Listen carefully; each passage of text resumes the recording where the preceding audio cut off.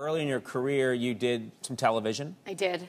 You did a Monk, an episode of Monk. Oh, God. That must have been exciting for you. That's a cool show. It was really exciting, but it also is tied to like the most humiliating thing in my entire life. When I was younger, we went to church every Sunday when we first moved to LA because my parents were like, meet some friends. They just had no idea what I would do with that opportunity of friendship. Right. When there was some girl was like, so for the Monk episode, there was Emily J and Emily C. I thought I was gonna be playing Emily C. So this one girl that's in the church goes, I'm gonna be playing Emily J in Monk. And I was like, oh my God, I'm gonna be playing Emily C. This is great. And so everybody's like, oh, we can't wait to watch it. Find out I'm not playing that part. I am the mascot. And so everybody watched it after I just told them that I was like gonna have this great, huge part. And I was just the mascot. I've never been back to church since. Yeah, you took the right lesson away.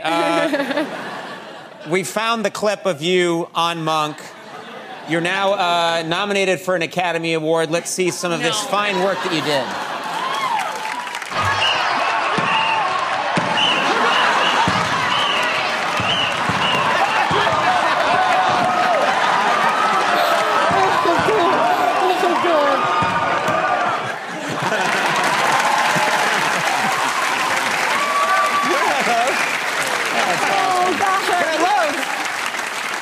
You're giving it your all. You don't really. I really went for it. Yeah. Good for you. I just imagine all your friends tuning in. You're like, that was me. That was me. Yeah. I really thought I was even lying about being the mascot. No. You can tell. You can tell that's you. It's so you. Yeah. Silver Linings Playbook. I loved this film, as everyone has, but you are so terrific in the movie and fearless. Just absolutely fearless. Thanks. And I told you backstage this. I talked about you, after seeing the movie, I talked about you for, I think, about 4 days until my wife said, I think that's enough.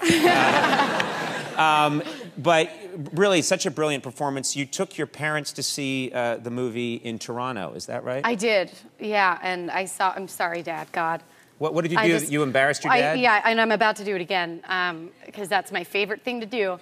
But we finished the movie, and then we were outside, and then my dad walked out, and he was crying. It was the first time I ever saw my dad cry, and instead of taking that moment in, I screamed at the top of my lungs, Dad, you're crying! And everybody turned to look at him, but I swear it was because it had nothing to do with my performance. It's because at this monologue with Robert De Niro, afterwards, I pop a Budweiser, and I think that that's what did it. I know my father, and I know I was watching that moment, I was like, he's crying. Why would that make him cry? It's the king of beers. That's just like our beer. And I think, I remember that being on the set, I was like, God, I can't wait for my dad to see me drink a Budweiser, he's gonna cry. And he did. That's true, you give this long, great speech and then gets Budweiser and down, and your dad just loses it. And my dad he got so emotional. They have to be so crazy proud, though. Thank you, yeah. They're mostly proud of my taste in beer. You're gonna get some free Budweiser now. And yeah, you will. Hear that, Dad? Yeah. Somewhere up there. Andy and I would like our cut. We have a clip here from Silver Linings Playbook, and I think this is a very emotional, confrontational scene that you have. Is that right? Is the scene that we're about to look at? That's most of my scenes in this movie. Yeah. Do you know which scene this is, or you have no idea? Is it outside the movie theater? This is when you steal a helicopter. I This made is that the up. thing I with just the wanted to throw you. bananas, right? Yeah. No, this is outside the movie theater. Okay, yes. That is highly emotional. Yeah, highly emotional. Are you ready? Yes, I'm ready. Are you ready? Let's take a look at this clip from Silver Linings Playbook. You may not have experienced the that I did, but you loved hearing about it, didn't you?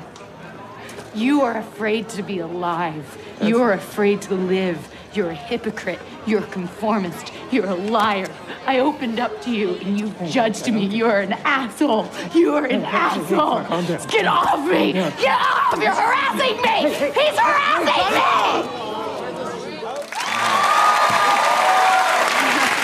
Good job. Is it hard for you to watch yourself, or you can do it? Yeah, I annoy myself. You annoy yourself? It's not like a weird, acting thing. I'm just like, ugh, God. Well, no one else feels that way, let me assure you. And I'm always real polite and neutral about when it comes to the Oscars and we have guests on, but man, am I rooting for you. I just think I think you're the best. I think you're phenomenal, yes. And I have a lot of pride in this town. I really do.